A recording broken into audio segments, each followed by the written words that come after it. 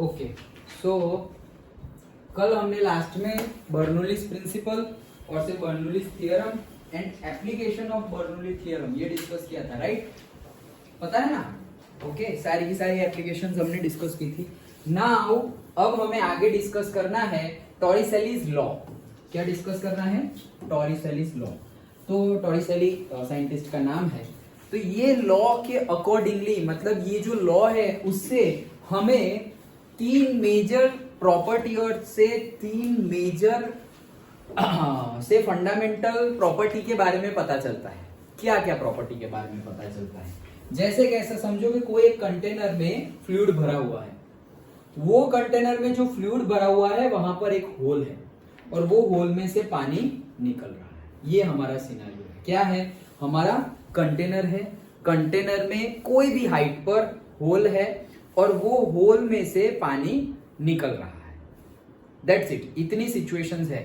अब अगर ये सिचुएशंस है तो ये जो होल में से पानी और से फ्लूइड जो बाहर निकलेगा उसकी वेलोसिटी कितनी होगी? अगर ये पर्टिकुलर टाइम t में वो v वेलोसिटी से आगे बढ़ रहा है तो ये जहां सरफेस ऑफ द कंटेनर खत्म हो रहा है वहां से वो कितनी दूर जाएगा? वहां से वो कितनी दूर जाएगा एंड कितनी हमें ये h1 रखनी पड़ेगी फॉर द पर्टिकुलर से velocity and for the particular से रेंज। इसको क्या बोलेंगे? R is for range. मतलब अभी क्या क्या पता चला हमें? टॉरिसेलीज लॉ के अकॉर्डिंगली हमें पता चलेगा कि फ्लूइड भरा हुआ है कोई भी कंटेनर में जिसमें एक जगह पर होल है या वाल्व है या नल है, व्हाटएवर, जहां से हम पानी बाहर निकालेंगे। जैसे कि टंकी है, फिर टंकी में कैसे हम ऐसे पाइपलाइन बाहर निकालते हैं जहां से टंकी का पानी आगे जाएगा। ओके, तो वैसे ही यहाँ पर ये पाइपलाइन यहाँ डाली हुई है, हमारी टंकी है, लाइक दैट। तो कंटेनर में फ्लूइड भरा हुआ है, अब वो आगे बढ़ने वाला है, वो जो ओपन जगह है या होल है वहां से, तो वहां उसकी वेलोसिटी क्या होगी वो पता चलेगा। वो यहाँ पे रेंज मतलब कितना डिस्टेंस ट्रैवल करेगा वो भी पता चलेगा, और वो करने के लिए उसको कितना टाइम लगेगा वो भी पता चलेगा। समझ में आया क्या क्या पता चलेगा? एक तो देखो यही तीन चीजें हमें पता चलने वाली है। एक तो वेलोसिटी, कि वो पॉइंट से जब बाहर निकलेगा फ्लूइड तो उसकी कोई वेलोसिटी होगी ना। ऐसा तो थोड़ी है कि यहां से ऐसे दर दर दर दर दर दर नीचे गिरेगा, ऐसा तो है नहीं। वैसे भी गिर सकता है। कब? जब तुमने फ्लूइड यहां तक ही भरा हुआ हो। ओके, जब तुमने फ्लूइड ऊपर भरा ही नहीं है, मतलब जहां पर होल है, ऐसा समझो ये होल है यहां पर और तुमने फ्लूइड यहीं तक भरा हुआ है। अंडरस्टूड? तो क्या होगा? थोड़ा भी एक्स्ट्रा पानी होगा ना तो वो एक्स्ट्रा पानी ऐसे करके ऐसे नीचे गिरता रहेगा। डन? लेकिन ज्यादा पानी होगा, से इतना पानी होगा तो ये वाटर उसके ऊपर क्या करेगा? प्रेशर अप्लाई करेगा। वो प्रेशर से ये पानी डायरेक्टली सीधे ना जाके ऐसे गिरेगा, ऐसे गिरेगा। ज्यादा पानी भर दिया तो ऐसे गिरेगा, और ज्यादा पानी भर दिया तो ऐसे भी गिरेगा, लाइक दैट। सिंपल है। ये तो हमें पता है कि ऐसे होता है, लेकिन जब ऐसे होता है तब ये कितनी दूर तक जा सकता है? अगर h हाइट पर है तो वो हाइट के ऊपर डिपेंडेंट है। ओके, अगर मतलब ऐसा नहीं है कि अगर हम यहाँ पे नीचे रख देंगे तो सबसे दूर जाएगा या ऊपर रख देंगे तो सबसे कम आएगा, वो भी आगे हम देखेंगे। लेकिन वो कितनी दूर जाता है वो हमें पता करना है फॉर द पर्टिकुलर हाइट। ये हाइट जो देनी हो वो लोग दे देंगे। वो हाइट के लिए ये जो रेंज है, वो रेंज मतलब वो डिस्टेंस कितना मिलेगा, मतलब वो कितना आगे जाएगा, वो एक चीज पता चलेगी। वो जहां से निकल रहा है वहां पर उसकी वेलोसिटी क्या होगी वो पता चलेगी। और ये रेंज मतलब यहां से निकल के यहां टच होने के लिए वो जो वहां निकल रहा है, ग्राउंड लेवल पे आ रहा है फ्लूइड, वहां तक आने के लिए कितना टाइम लगेगा। ये तीन चीजें हमें पता चलती है टॉरिसेलीज लॉ से। अंडरस्टूड? समझ में आया? चलो तो स्टार्ट करते हैं डेरिवेशन। क्या करना क्या है? ये टॉरिसेलीज लॉ बर्नौलीज प्रिंसिपल का, बर्नौलीज थ्योरम का ही यूज करता है, मतलब एप्लीकेशन है उसकी टॉरिसेलीज लॉ की। ओके, तो बर्नौलीज प्रिंसिपल लगाते हैं। देखो सपोज सबसे पहले क्या कर रहे हैं हम कि हमारा जहां पर होल है वहां पर हमने एक पॉइंट ले लिया ए, पॉइंट ए। ओके, और उसी के पैरेलल हमने कोई एक पॉइंट ले लिया inside the container, that is point B. Point A and point B. Point A से फ्लूइड बाहर निकलने वाला है। अच्छा, वाटर जो हाइट तक भरा हुआ है वो हाइट है कैपिटल एच, कैपिटल एच। और कैपिटल एच हाइट से लेकर के, मतलब ऊपर से लेकर के जहां पर होल है वहां तक की हाइट क्या है, स्मॉल एच, सिंपल। और होल से ग्राउंड लेवल तक की हाइट है h1, मतलब हम बोल सकते हैं कि capital H is equal to small h plus h1, ये रहा small h plus h1। Done. क्यों? क्योंकि ये टोटल है, मतलब ये एक लाइन है, ये दो टुकड़े कर दिए, तो हम बोलेंगे कि दिस से ए बी, तो A B is equal to यहां से यहां तक का ए बी डिस्टेंस होगा और ये सी है, तो हम ऐसा बोल सकते हैं कि भाई A B is equal to A C plus B C, sorry A B is equal to A C plus B C, correct है। Okay, understood. तो वैसे ही ये टोटल हाइट है वो दो टुकड़ों में बटी हुई है, कौन कौन सा, एक यहाँ और फिर एक यहाँ, अंडरस्टूड। तो उसके अकॉर्डिंगली हमने ये लिख दिया, समझ में आ गया। ओके, तो हमने क्या क्या किया, ए पॉइंट जहां से हमारा फ्लूइड बाहर निकल रहा है, बी पॉइंट सेम हाइट पर, जहां पर ए पॉइंट है वही सेम हाइट पर B point inside the fluid. अच्छा, then total height of the container जहां तक का फ्लूइड भरा हुआ है, दैट इज कैपिटल एच। जो होल है उसकी height from the top surface of the fluid वो है स्मॉल एच, और होल से लेके ग्राउंड लेवल तक का जो हाइट है वो है हमारा h1। थोड़ा आगे पीछे होगा तो चलेगा, तुम इसको h1 और इसको h भी बोल सकते हो, तुम्हारी मर्जी, जैसे डिनोटेशन करना हो। ओके, नाउ हमें पता है कि यहां से ही क्या पता चल रहा है, capital H is equals to H plus H1, तो ये H1 इधर चला जाएगा और H1 को इधर ही रहने दो, H इधर चला जाएगा तो क्या हो जाएगा, H minus H is equals to H1। Done. Okay, चलो, तो इतनी चीजें हैं। ये आर डिस्टेंस हमारी रेंज बोलेंगे, वो डिस्टेंस है यहां से लेकर के जहां पर वाटर गिर रहा है वहां तक का, मतलब एंड ऑफ द कंटेनर से लेकर के, सरफेस ऑफ द कंटेनर से लेकर के the point where the fluid is hitting the ground. Done. Okay, ये है, और यहाँ की वेलोसिटी है हमारी v, और एटमॉस्फेरिक प्रेशर कितना है, P0, जो कितना होता है जनरली 10⁵ क्या, पास्कल, 10⁵ पास्कल, और से 1 बार और 1 एटमॉस्फेयर। डन। और न्यूटन पर मीटर स्क्वायर में कितना,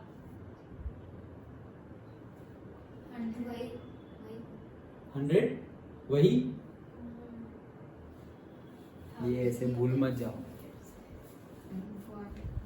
नहीं तो 10⁵ ही जो पास्कल में है वही है, 1 pascal is equals to 1 newton per metre square, so 10⁵ pascal मतलब कि 10⁵ न्यूटन पर मीटर स्क्वायर, ये है हमारा एटमॉस्फेरिक प्रेशर P0। अच्छा, चलो, तो हम ए पॉइंट और बी पॉइंट पर बर्नौलीज प्रिंसिपल जो हमें पता है वो लगा रहे हैं। क्या था बर्नौलीज प्रिंसिपल, फ्लूइड फ्लो में कोई भी पॉइंट पर उसकी जो टोटल एनर्जी होती है वो कांस्टेंट होती है, दैट्स इट। ये टोटल एनर्जी कौन कौन सी एनर्जी का समेशन है, सो टोटल एनर्जी इस दो तो हमें पता ही है, मैकेनिकल एनर्जी तो है ही, मतलब potential energy and kinetic energy, और एक एडिशनल है हमारे पास प्रेशर एनर्जी।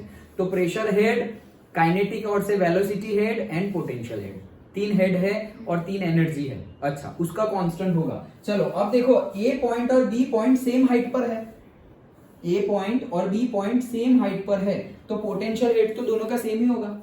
सपोज यहां से ये h1 हाइट पे है ए पॉइंट, और बी भी कितने हाइट पे है, h1 हाइट पे है, दोनों साइड h1 लिखूंगा वो तो कट हो जाएगा, तो वो हम लिख रहे नहीं। सेम हाइट पर हो तो कोई लिखने की जरूरत ही नहीं है, क्योंकि वैसे भी कट ही होने वाला है। डन। अच्छा, तो हम 2 हेड लिखेंगे और 2 एनर्जी लिखेंगे, एक तो प्रेशर एनर्जी और दूसरी kinetic energy. Potential head we are neglecting because point A and point B are at same height. Done. Okay, चलो, सो स्टार्ट करते हैं कि भाई ए पॉइंट पर, पॉइंट नंबर से पॉइंट बी ले लेते हैं, इधर है ना बी, तो बी पॉइंट पर कितना सबसे पहले प्रेशर हेड होगा, ओके, और प्रेशर एनर्जी होगी। तो याद करो, फिर से एक बार याद दिला दूं, प्रेशर एनर्जी मतलब क्या, पहले वो कल देखा था, उसमें पहली ही लाइन में पहला ही क्या था, प्रेशर एनर्जी मतलब PV, yes, P into V हमारी प्रेशर एनर्जी है, और pressure energy per unit volume वो हो जाती थी पी, और प्रेशर हेड पी बाय रोजी या पी बाय एमजी,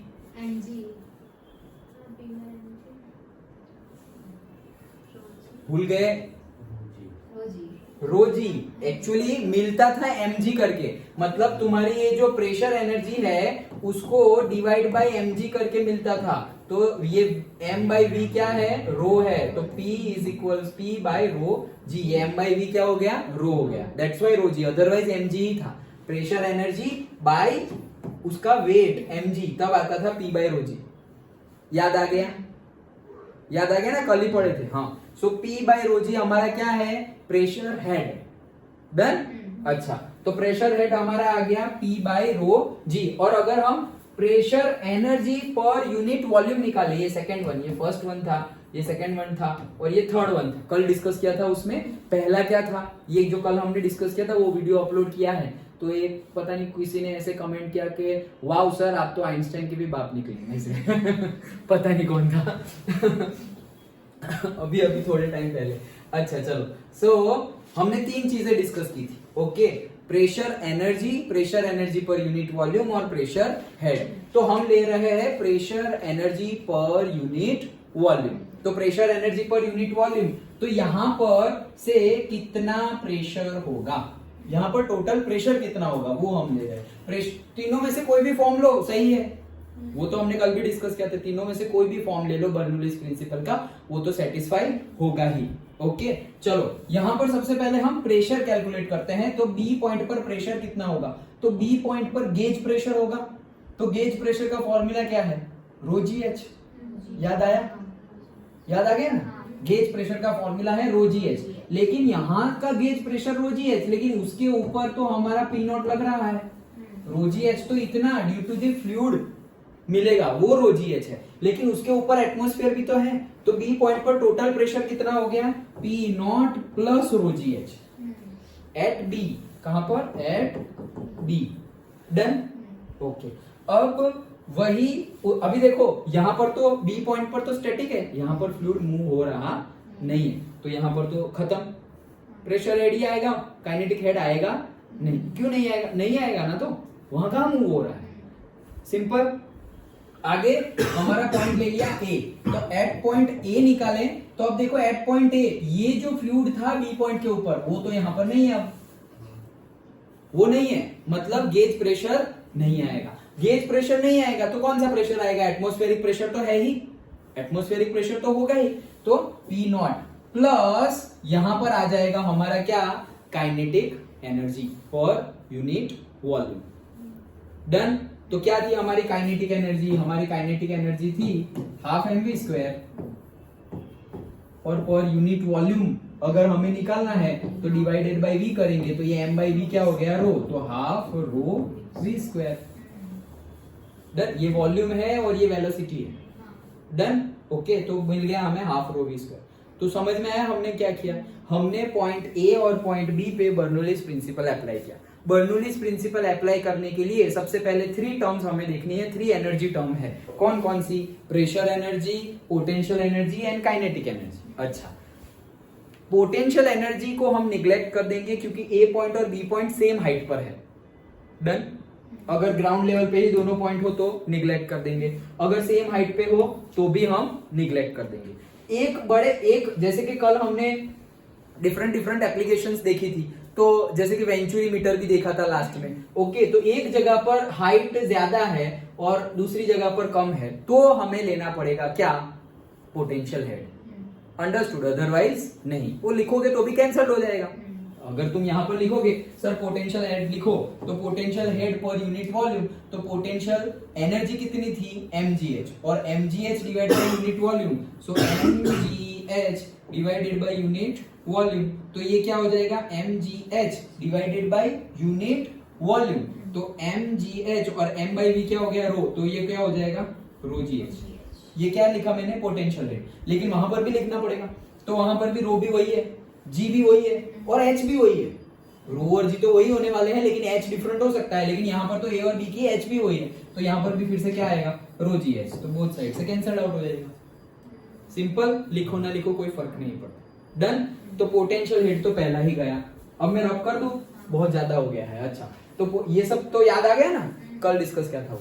तो पोटेंशियल हेड तो कोई फर्क नहीं पड़ता। अच्छा, पोटेंशियल हेड के बाद अब हमें लिखना है kinetic head and kinetic head लिखना है और दूसरा कौन सा, प्रेशर हेड लिखना है। तो pressure energy per unit volume और से प्रेशर एनर्जी अगर हम निकाले तो प्रेशर एनर्जी कितनी होगी, देखो यहाँ बी पॉइंट पर ये होगी, यहाँ ये फ्लूइड के लिए ये बी पॉइंट पर जितना भी फ्लूइड है वो सारे फ्लूइड की वजह से कितनी प्रेशर एनर्जी होगी, रो जी एच, गेज प्रेशर। उसके ऊपर लग रहा है एटमॉस्फेरिक प्रेशर पी नॉट, तो टोटल प्रेशर कितना हो जाएगा, पी नॉट प्लस रो जी एच। सिंपल है, ये हमें पता चल गया। अब दूसरा, सर काइनेटिक हेड, यहां पर तो फ्लूइड मूव ही नहीं कर रहा है, बी पॉइंट पर कहां फ्लूइड मूव कर रहा है, बी पॉइंट पर फ्लूइड मूव कर रहा नहीं है, तो वो नहीं आएगा, तो दैट्स इट, एक ही हेड आएगा, खत्म। अभी दूसरा इज इक्वल्स टू, दूसरे पॉइंट के लिए भी तीनों तीन एनर्जी लिखो, पोटेंशियल तो हम लिखने ही नहीं वाले, तो प्रेशर और काइनेटिक लिखो। तो प्रेशर, अभी प्रेशर ये पॉइंट पर, तो देखो ये पूरा का पूरा जो फ्लूइड की वजह से जो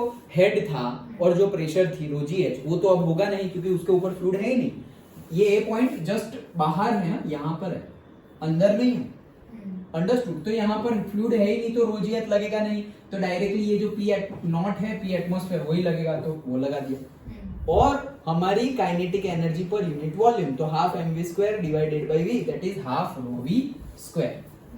डन, समझ में आ गया।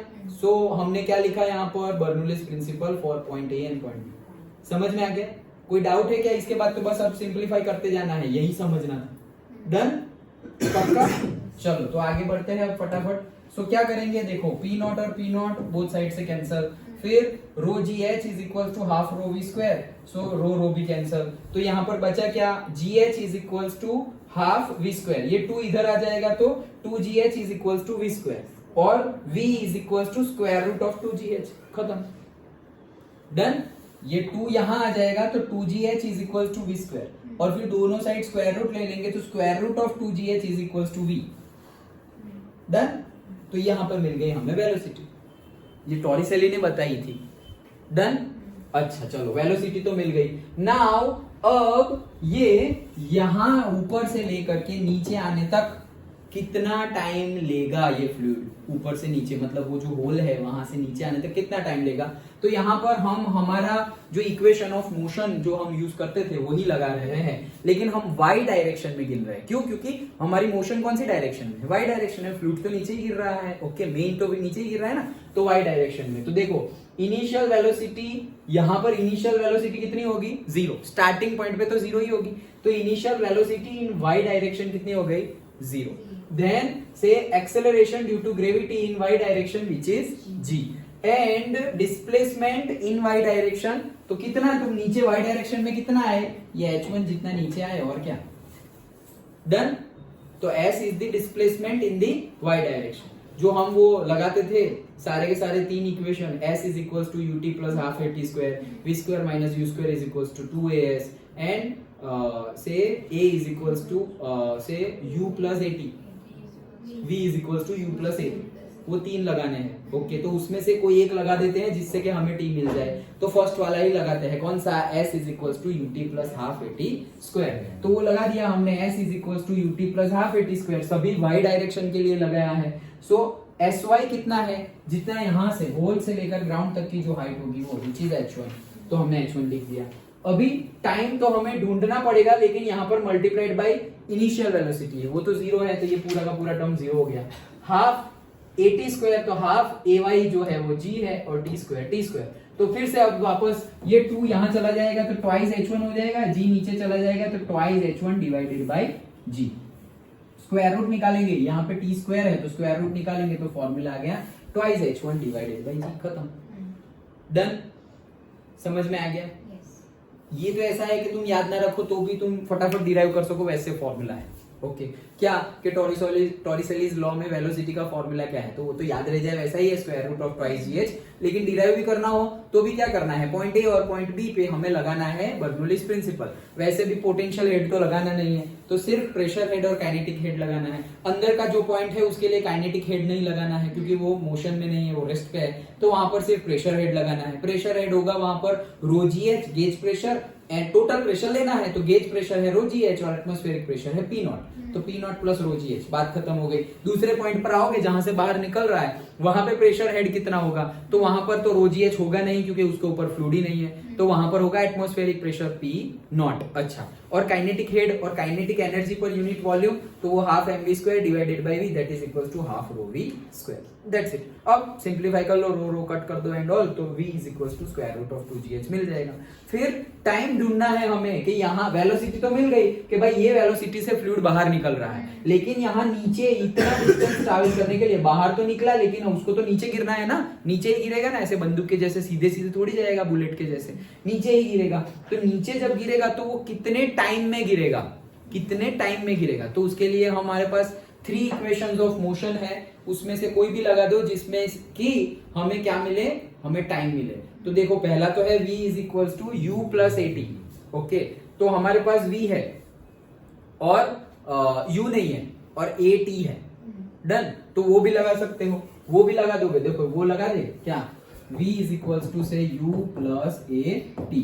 तो v तो हमें पता है, u तो 0 है, a की जगह g है और t की जगह t है, तो v कहाँ गया है, v ये रहा, क्या है ट्वाइस जी एच, डन। और इधर क्या है, इधर है जी टी। तो ये g मतलब क्या, तो ये g मतलब हम ऐसा लिख सकते हैं root G by sorry root G into root G is equal to T होता है। अरे यार, मतलब ये g को मैंने ऐसे नहीं लिखते, 2 is equal to root 2 into root 2, डन। तो g को मैंने लिखा root G into root G, तो फिर ये रूट जी और ये रूट जी कैंसल्ड आउट हो गया, तो बचा क्या, रूट 2h। अब रूट 2h के नीचे ये रूट जी चला जाएगा, तो रूट 2h के नीचे रूट जी चला गया, तो मिल गया ना टाइम। तो ये तो देखो अभी एक ही जगह पे हमने दो इक्वेशन यूज कर लिए। हमारे पास टोटल 3 इक्वेशंस है। कौन कौन से इक्वेशंस है, s is equal to U T plus half A T square, जो हमने यहाँ यूज किया है। दूसरा इक्वेशन है हमारे पास 2as इज इक्वल टू से v square minus you square. ये हम यूज नहीं कर सकते, क्यों, क्योंकि इसमें तो टाइम ही नहीं है, टाइम है नहीं और हमें तो टाइम ढूंढना है। ओके, और थर्ड इक्वेशन है हमारा क्या, v is equal to U plus A T. तो ये इक्वेशन से कैसे सॉल्व करते हैं ये हमने देख लिया। ओके, अदरवाइज सिंपली तुम लास्ट वाला जो इक्वेशन है उससे भी निकाल सकते हो, क्या, v is equal to U plus A T, और जो u है वो क्या है हमारा 0, इनिशियल वेलोसिटी 0 है। v के फॉर्मूला हम अभी लेके आए हैं, तो v का फॉर्मूला लिख दो, square root of twice G H, that is equal to a की जगह g और t की जगह t। नाउ अब क्या लिखेंगे, तो ये हो गया twice G H is equal to root G into T, done. अब ये h कौन सा लेना है कि पर्टिकुलरली कौन से टाइम के लिए तुम निकाल रहे हो, तो यहां से निकल रहे हो और यहां तक पहुंच रहा है, तो वो h लेना है। तो यहां पर तुम लोगे h1, तो ये हो गया h1। अब ये g और ये g कट, तो होगा क्या, रूट 2h1 डिवाइडेड बाय ये रूट g नीचे आएगा, that is equal to t। दोनों का स्क्वायर रूट सेम ही है, तो 2h1 divided by g is equal to t, तो वही फॉर्मूला आ जाएगा, डन। तो कोई भी तरीके से करो, ये शायद थोड़ा इजी लग रहा होगा, लेकिन कोई भी तरीके से करो, आंसर तुम्हारा ये आना चाहिए, दैट्स इट, डन। ओके, और last but not the least कि ये यहां से यहां कितना आगे बढ़ेगा, डिस्प्लेसमेंट कितना होगा, x डायरेक्शन में डिस्प्लेसमेंट कितना होगा। ये हमने y डायरेक्शन में डिस्प्लेसमेंट निकाला, अब हम x डायरेक्शन में डिस्प्लेसमेंट की बात कर रहे हैं। ओके, चलो, तो x डायरेक्शन में डिस्प्लेसमेंट कितना होगा, तो देखते हैं। देखो हमें पता है यहां पर वेलोसिटी कितनी है, वो पता है v। यहां से नीचे आने के लिए इतना हो या इतना हो, टाइम लगता है t, नीचे आने के लिए टाइम t लगता है। तो हमारे पास पता है ये velocity is equal to distance upon time. तो ये ऐसे सीधे ही जा रहा था ना, निकल रहा तो सीधे था, तो सीधे निकल रहा है तो सीधा डिस्टेंस तो डायरेक्टली ही मिल जाएगा, क्या, v इज इक्वल टू से d बाई टी। तो ये क्या हो गया, हमें क्या ढूंढना है, d ढूंढना है ना, तो v इंटू टी। तो r इज इक्वल टू से v रूट 2gh, t का फॉर्मूला भी अभी निकाला, वो भी g कट, तो r is equal to 2h(h1), खत्म, सिंपल है। ओके, तो 3 इक्वेशंस हमें मिले from the Torricelli's law. Actually Torricelli's law is the application of the Bernoulli's principle, क्योंकि लगाया क्या है हमने, बर्नौलीज प्रिंसिपल ही लगाया है, लेकिन ये बर्नौलीज प्रिंसिपल तो पहले से ही पता था, तो ये वापस नया क्यों पढ़ रहे हैं, नया इसलिए पढ़ रहे हैं कि टॉरिसेलीज ने ये अप्लाई किया था पहली बार, ओके, और बता दिया था कि कोई भी कंटेनर हो उसमें फ्लूइड भरा हुआ है और उसमें से जब भी जहीं से भी कोई भी हाइट पर से तुम अगर वो फ्लूइड को बाहर निकालोगे तो वो पॉइंट पर जहां से बाहर निकल रहा है उस पॉइंट पर उसकी वेलोसिटी कितनी होगी, वहां से जब वो नीचे गिरेगा तब तक वो उसका टाइम पीरियड कितना होगा, और वो पॉइंट से लेकर के जहां वो नीचे गिर रहा है तब तक का हॉरिजॉन्टल डिस्प्लेसमेंट भी कितना होगा, which is range, which is denoted as R, capital R. Understood? पक्का पता चला टॉरिसेलिस लॉ? रिवीजन चाहिए या हो गया, समझ में आ गया? देखो क्या किया फटाफट, ये भरा था हमने point A point B, H height total height, जो जहां पर होल है तो ऊपर की हाइट स्मॉल एच, नीचे की हाइट h1, डिनोटेशन कुछ भी रखो, इसको h1, इसको h, इसको capital H, A B C D M N P Q, जो रखना है रखो। ओके, हमें तुम्हें लिख देना है where capital H is the total height of the fluid, वैसे डन, वो डिनोटेशन कर देना है तुम्हें, जो भी तुम एज्यूम करो, अल्फाबेट जो भी लो चलेगा बस। अब अप्लाइंग यहां लिखोगे तुम के applying Bernoulli's principle to the point A and point B, फिर उसके नीचे फिर से लिख दोगे since point A and point B are at the same height therefore potential head is same for both, so ignoring it. Okay, तो उसको ignore कर दिया तो अब तुम क्या लिखोगे, सिर्फ दो हेड लिखोगे, kinetic head and pressure head. Okay, तो काइनेटिक हेड और प्रेशर हेड लिखते हैं। Point B is at rest, तो उसके लिए तो सिर्फ और सिर्फ कौन सा हेड होगा, प्रेशर हेड, क्योंकि उसके लिए काइनेटिक एनर्जी होगी नहीं, वहां पे फ्लूइड मूव कर रहा नहीं है, तो प्रेशर एनर्जी गिन लो। तो कैसे, गेज प्रेशर, टोटल प्रेशर कितना है, gauge pressure plus atmospheric pressure, तो गेज प्रेशर रो जी एच प्लस पी नॉट लिख दिया। चलो, फ्लूइड मोशन में नहीं है तो काइनेटिक एनर्जी तो होने नहीं वाली, तो वो लिखनी नहीं है। Is equal to second point के लिए अगेन प्रेशर एनर्जी लिखो, तो प्रेशर एनर्जी में रो जी एच आएगा नहीं क्योंकि वो गेज प्रेशर है, और गेज प्रेशर के लिए कंटेनर में ऊपर तुम्हारा जो पॉइंट है उसके ऊपर कोई फ्लूइड है नहीं, डायरेक्टली एयर ही है, तो एयर का एटमॉस्फेरिक प्रेशर हमने ले लिया। डन। उसके बाद काइनेटिक एनर्जी, तो काइनेटिक एनर्जी तो होगी ये पॉइंट पे नहीं होगी, ये पॉइंट पे होगी क्योंकि वहां से बाहर निकल रहा है, यहाँ पे कहीं बाहर नहीं निकल रहा है, वहां पर तो फ्लूइड एट रेस्ट है। डन। ओके, तो यहां से हाफ रो वी स्क्वायर, कहां से आया ये, kinetic energy per unit volume है ये, काइनेटिक एनर्जी तो हाफ एम वी स्क्वायर था, लेकिन बाई वी करोगे पर यूनिट वॉल्यूम तब मिलेगा हाफ रो वी स्क्वायर। मतलब हम किसकी कंपैरिजन, कौन सा फॉर्म ले रहे हैं, सेकंड फॉर्म ले रहे हैं। बर्नौलीज प्रिंसिपल के तीन फॉर्म हमने देखे, पहला प्रेशर एनर्जी, दूसरा pressure energy per unit volume, और तीसरा प्रेशर हेड, तो हम सेकंड फॉर्म ले रहे हैं। कोई भी फॉर्म लो आंसर सेम आ जाएगा। डन। तो ये लिया, बस अब यहाँ सिंप्लीफाई किया तो v is equal to square root of 2gh। अब हमारे पास जो 3 इक्वेशंस ऑफ मोशन है उसको लगाया, उसको लगाने से हमें टाइम पीरियड मिल गया, और इनिशियल वेलोसिटी 0 है, जहां से स्टार्ट करेंगे वहां तो 0 ही है। ओके, तो जैसे कि हम वो बॉल वाला भी एग्जांपल नहीं देखते थे, बॉल फेंक रहे हैं, तो बॉल फेंक रहे हैं ऊपर तक गया, ऐसा समझो बॉल फेंक नहीं रहे, ऊपर से सिर्फ ऊपर से फेंक रहे हैं, तो यहां से जब छोड़ेंगे अभी पोटेंशियल एनर्जी है उसके पास, और जैसे ही हम छोड़ने जाएंगे तो स्टार्टिंग में इनिशियल वेलोसिटी क्या होगी, 0, उसके पास सिर्फ और सिर्फ पोटेंशियल एनर्जी होगी, और फिर जैसे बीच में आ गया तो उसके पास दोनों होगी, हम ऐसा न्यूमेरिकल्स करते थे, पोटेंशियल एनर्जी भी होगी इतनी, और ये इतनी पोटेंशियल एनर्जी कम हो गई, वो कन्वर्ट हो गई किसमें, काइनेटिक एनर्जी। याद आया ना? ओके, तो ऐसे ही तो हमने टाइम पीरियड t निकाल लिया, s is equal to ut plus half at square में वैल्यू पुट करके, अगर तुम v is equal to u plus at में वैल्यू पुट करोगे तो भी यही आंसर आएगा। एंड देन लास्टली हमें हॉरिजॉन्टल डिस्प्लेसमेंट कितना हो रहा है, r, तो वो तो हमने वेलोसिटी के डेफिनेशन से निकाल लिया, वेलोसिटी इज इक्वल टू से distance upon time, so distance into time, velocity is equal to distance upon time, so क्या होगा कि velocity is equal to distance upon time है, तो तुम्हें तो डिस्टेंस निकालना है, तो वो क्या हो जाएगा, टाइम इनटू वेलोसिटी। वेलोसिटी का फॉर्मूला यहाँ हमने ढूंढा है वो पुट कर दो, इनटू टाइम का फॉर्मूला भी हमने निकाला है वो भी पुट कर दो, दोनों वैल्यू पुट करेंगे, जो कट हो रहा है g कट हो रहा है तो कट कर दो, और फॉर्मूला आ गया r is equal to square root of h by h1। Done. पक्का समझ में आ गया? न्यूमेरिकल आए, फॉर्मूला में सिर्फ वैल्यू पुट करनी है, डेरिवेशन पूछे तो अलग बात है, पूछ सकते हैं, वैसे नहीं होता तो मैं डायरेक्टली नाम बोल देता, लेकिन पूछ सकते हैं अगर पूछना हो तो, क्योंकि इजी है, ज्यादा कुछ है नहीं वो। डन। समझ में आ गया? ओके, चलो तो आगे बढ़े। हाँ रुको, ये मतलब आगे बढ़ते हैं, लेकिन इसी थियरी के रिलेटेड 2 स्पेशल केसेस है। तो क्या स्पेशल केसेस है? पहला केस कि हम ये जो बीच में होल कर रहे हैं वो कौन सी हाइट पर होल करे, सो दैट हमें ये जो आर है वो मैक्सिमम मिले।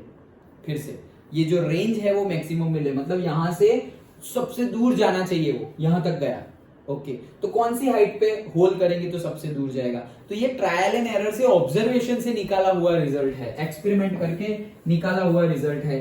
क्या कि अगर से मान लो कि हमने बहुत ही ऊपर रखा होल, मतलब यहां होल रखा, देन अगर यहां होल रखा तो सिर्फ इतने लिक्विड का प्रेशर लगेगा उसके ऊपर, सिर्फ इतने ही लिक्विड का प्रेशर लगेगा उसके ऊपर। तो कम लिक्विड का प्रेशर लगेगा तो एटमॉस्फेरिक प्रेशर जितना ही होगा उससे थोड़ा सा इंक्रीज होगा, तो वो ज्यादा दूर ना जाके सपोज यहां गिर गया। अंडरस्टूड? तो ऊपर रखेंगे तो प्रॉब्लम क्या है, प्रेशर हेड जो गेज प्रेशर है वो कम मिल रहा है ऊपर रखेंगे तो। नीचे रख दे सर, यहां रख देते हैं, यहां रख देते हैं तो इतने सारे लिक्विड का प्रेशर मिलेगा। डन? तो इतने सारे लिक्विड का प्रेशर मिलेगा, मतलब ये नहीं है कि यहां से बुलेट के जैसे ऐसे पानी ऐसे निकल जाएगा, ऐसा नहीं होगा। क्यों ऐसा नहीं होगा? क्योंकि जैसे ही इतने नीचे रखा है, बात तो सही है, इतने सारे प्रेशर, इतने सारे फ्लूइड का प्रेशर तो मिलेगा, लेकिन एट द सेम टाइम ये आगे बढ़ रहा है, तभी उसके ऊपर नीचे की डायरेक्शन में ग्रेविटेशनल फोर्स लग रहा है, तो वो ग्रेविटेशनल फोर्स उसको आगे बढ़ने देगा नहीं। अंडरस्टूड? फ्रिक्शन भी लगेगा, और मतलब सरफेस पे होगा तो फ्रिक्शन भी लगेगा, सरफेस पे ना हो और ऐसे नीचे रखा हुआ हो तो ग्रेविटेशनल फोर्स भी लगेगा, तो ग्रेविटेशनल फोर्स भी उसको ज्यादा आगे बढ़ने देगा नहीं, उसको खींच लेगा नीचे। तो ज्यादा नीचे रखा तो ग्रेविटेशनल फोर्स नजदीक कर दे रहा है डिस्टेंस को, ज्यादा ऊपर रखा तो जो गेज प्रेशर है वो कम मिल रहा है, उसकी वजह से नजदीक में ही पानी गिर जा रहा है और फ्लूइड गिर जा रहा है। तो ट्रायल एंड एरर से ये पता चला कि अगर जितनी भी कंटेनर में फ्लूइड की हाइट है उससे एग्जैक्टली आधे डिस्टेंस पे फ्लूइड मैक्सिमम डिस्टेंस ट्रैवल करेगा इन एक्स डायरेक्शन। मतलब तुमने अगर ये ले लिया है 100 मीटर, ये टोटल हाइट कितनी है फ्लूइड की? 100 मीटर। कितनी? 100 मीटर। तो ये टैंक की हाइट 100 मीटर है और टैंक तुमने फुल भर दी है। ओके, तो 50 मीटर पे हमें होल रखना पड़ेगा, सो दैट जितना लंबा हो सके उतना लंबा पानी जा सके।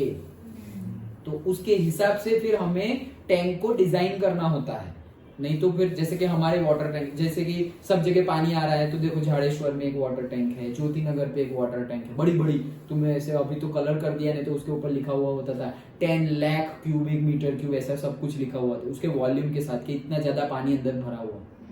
ओके, तो अब वहां से प्रेशर, सपोज ज्योति नगर से प्रेशर यहां तक आ रहा है, तो फिर अगर वो उनको भी पानी चालू करो, तो पानी चालू करने के लिए हम जैसे घर में इलेक्ट्रिक मोटर जो वाटर पंप होता है वो स्टार्ट करते हैं तो टेरेस पे जाता है, तो वो लोग भी अगर वैसा करेंगे तो क्या होगा? इलेक्ट्रिसिटी वेस्ट हो जाएगी। तो वहां तो वैसे कुछ करने की जरूरत ही नहीं है, सिर्फ टैप ओपन कर दो, ऑटोमेटिकली आ जाएगा। कैसे? ग्रेविटेशन से। तो जितना ऊपर, जैसे पहाड़ पे से नीचे पानी लाना है तो थोड़ी पंप से लाएंगे, बस छोड़ दो तो वो तो नीचे ही आने वाला है, लेकिन नीचे से ऊपर ले जाना हो तो पंप चाहिए। अंडरस्टूड? तो ऑलरेडी हाइट पे है और हमारा घर इधर है, तो मिल जाएगा आराम से पानी। अंडरस्टूड? समझ में आया? पक्का? ओके, लेकिन ऐसा समझो कि इसकी कैपेसिटी यहां तक है, हमारा घर यहां है, ओके, और किसी और का घर यहां पर है, तो ये भाई साहब को वो टंकी का पानी मिलेगा नहीं, वो वहां तक आएगा ही नहीं। अंडरस्टूड? और अगर गवर्नमेंट ने बोला हाँ लगा देंगे, और फिर यहां पर ऐसे हॉरिजॉन्टल पाइपलाइन रख दी, हॉरिजॉन्टल पाइपलाइन, तो यहां तक तो प्रेशर से पानी आ रहा है, और फिर यहां तक जो यूज कर रहे हैं, फिर जो बाकी बच रहा है ना, वो पानी आगे ऐसे बढ़ेगा और इसको मिल जाएगा। लेकिन वो भाई साहब क्या कंप्लेन करेंगे थोड़े टाइम के बाद, पानी आ तो रहा है लेकिन इतना आ रहा है, मतलब पूरा 1 घंटा चालू रखे टैप, तब जाके 1 बकेट भर रही है, प्रेशर बहुत कम मिलेगा क्योंकि बहुत दूर है वो, इसलिए। तो उसका सॉल्यूशन क्या है? उसका सॉल्यूशन है इसकी हाइट बढ़ाओ, हाइट बढ़ाएंगे ज्यादा प्रेशर मिलेगा और दूर जाएंगे। समझ में आ गया? ओके, तो ट्रायल एंड एरर से पता चला कि ये जो रेंज मैक्स कब मिलेगी? Exactly at the half of the tank. Done? तो ये एक केस था टॉरिसेलीज लॉ का। दूसरा केस कि अगर ये सपोज मान लो कि total height of the tank is h, small h, और cross sectional area of the tank is capital A। Okay, and हमने होल कहां रखा है? एकदम नीचे, यहां पर। ओके, एकदम नीचे होल रखा है, तो क्या होगा, मतलब ऐसे रॉकेट के जैसे, बुलेट के जैसे तो नहीं जाएगा, थोड़े वहां जाएगा और फिर वहीं पे स्टैटिक हो जाएगा फ्लूइड।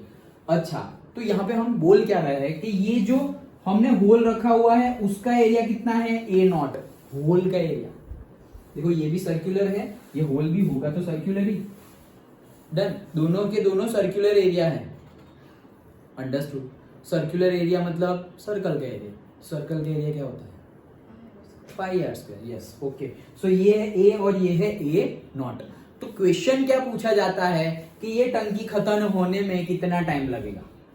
कि मेरे पास सपोज 100 मीटर की टैंक है और उसमें पूरा का पूरा फ्लूइड भरा हुआ है, उसके एंड पर at the bottom of the tank एक होल है और एक वाल्व है और एक टैप है, वहां से पानी हम ओपन कर रहे हैं, तो कितने टाइम में पूरी की पूरी टैंक खाली हो जाएगी। तो उसका डेरिवेशन तुम्हें नहीं करना है, तुम्हें डायरेक्टली फॉर्मूला याद रख लेना है, T is equal to A upon A naught square root of 2H by G। मतलब A क्या है, ऊपर वाला क्रॉस सेक्शनल एरिया टैंक का। ए नॉट क्या है, ये जो होल है, जो पाइपलाइन, ऐसा समझो होल की जगह हमने सर यहाँ तो पाइपलाइन लगाई है, तो पाइपलाइन का क्रॉस सेक्शनल एरिया जो होगा वही यहाँ पर होगा। ओके, तो पाइपलाइन का क्रॉस सेक्शनल एरिया, तो ए बाई ए नॉट और square root of 2H। H क्या है, हाइट ऑफ द टैंक, और G तो हमारी acceleration due to gravity. Okay, तो ये दो स्पेशल केसेस है जिसके बेस पे शायद न्यूमेरिकल्स पूछ ले, स्कूल में चांसेस कम है, और कॉम्पिटिटिव एग्जाम में शायद ये क्वेश्चन आ जाए कि भाई ऐसे फुल टैंक भरी हुई है, नीचे बॉटम पर होल है, बताओ कि पूरी की पूरी टैंक खाली होने में कितना टाइम लगेगा। A by A naught into square root of 2H by G। Understood, समझ में आया। तो ये दो टॉरिस-सीरीज लॉ के दो स्पेशल केसेस थे। स्पेशल केसेस में हमें क्या पता चलता है, स्पेशल केसेस में हमें पता चलता है कि अगर पूरी टैंक भरी हुई है और hole bottom of the tank पर है तो कितना टाइम लगेगा, और दूसरा ये पता चलता है कि मैक्सिमम हॉरिजॉन्टल डिस्टेंस कितना ट्रैवल करेगा fluid for the particular tank. Okay, R max कब मैक्सिमम ट्रैवल करेगा, जब तुम्हारा होल और तुम्हारी पाइपलाइन एट द सेंटर होगी तब। डन, ओके, बढ़े आगे। ओके चलो, तो ये था हमारा टॉरिस-सीरीज लॉ।